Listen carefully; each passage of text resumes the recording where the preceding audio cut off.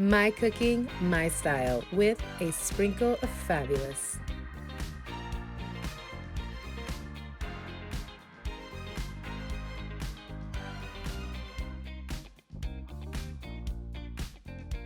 So, how do you like my mise en place? You know, my setup. It's a culinary term, try to keep up. Just kidding. But seriously, having your ingredients within arm's reach not only looks pretty, it helps keep your chef groove on smooth. I like to keep my garden ingredients all together on this wire rack, makes for a quick cleanup, and spices and oil are here to the side. I have my ground beef in the bowl, toss in some kosher salt, sumac, you can find sumac in any Middle Eastern marketplace, some fresh parsley, some diced white onion, and you can do a finer chop if you like. I happen to love onions, so it's okay.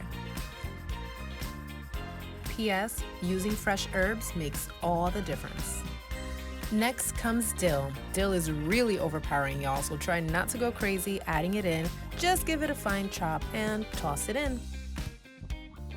Coming up is grated garlic. This technique lets the garlic absorb into your meatball mix. P.S. I didn't add enough, so please add more. And now comes my daughter's favorite part, the mixing. Just try not to overmix it. It makes the texture sausage-like, and you can make the meatballs any size. Just remember, bigger equals longer cooking time. Meanwhile, I've been preheating my cast iron skillet, so let's check it out. All right, all systems go. Adding in the olive oil, reducing the heat to medium, then drop them balls, baby. You can brown all sides or just the top and bottom, your preference. Cast iron skillets are my favorite skillets to use. Don't be afraid of them. They smell fierce. Just kidding. The secret to not burning your food is medium to low heat when you're cooking. The outside sear is looking fabulous. It's time to finish cooking them in the oven about 8 to 10 minutes at 450. Hey, how'd you get in there? Out you go. Sharp items coming next. With our ballers in the oven, I have some time to prep my chopped salad. This is a simple yet delicioso.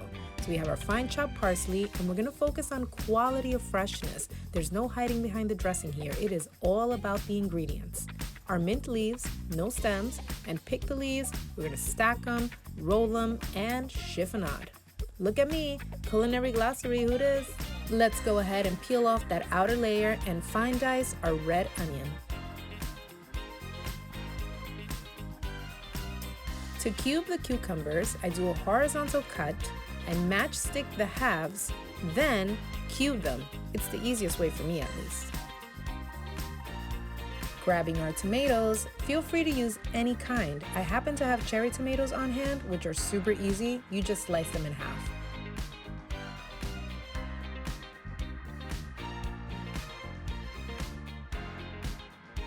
We're gonna use a nice juicy lemon to get all the lemon juice into our salad. If you don't have a lemon squeezer, stick a fork in the lemon and twist the lemon. Adding in some salt, sumac, Aleppo pepper, white vinegar, olive oil, and then mix. P.S. Don't forget to taste, it's the most important part. And if you need to, season a little bit more. Let's set that aside and start cutting up our bread. Bread is going in the oven, we're just looking to lightly warm them up. Now it's plating time. We're gonna sprinkle some parsley garnish on my fluffy quinoa. And for our salad, we're adding in some fresh feta cheese. Don't skimp out, lay it on there, it's a great combination. For the main entree, I'm taking some of my homemade hummus and just creating a little puddle on one end of the oval dish, and then I'm laying down the meatballs. We're finishing off with some chopped walnuts. You can also do toasted pine nuts and a final sprinkle of parsley. Voila! Now that's Cheffin' fabulous. A well-balanced dinner that everyone will eat. Careful, you might have to double the recipe for seconds and thirds. This is always a hit at my place.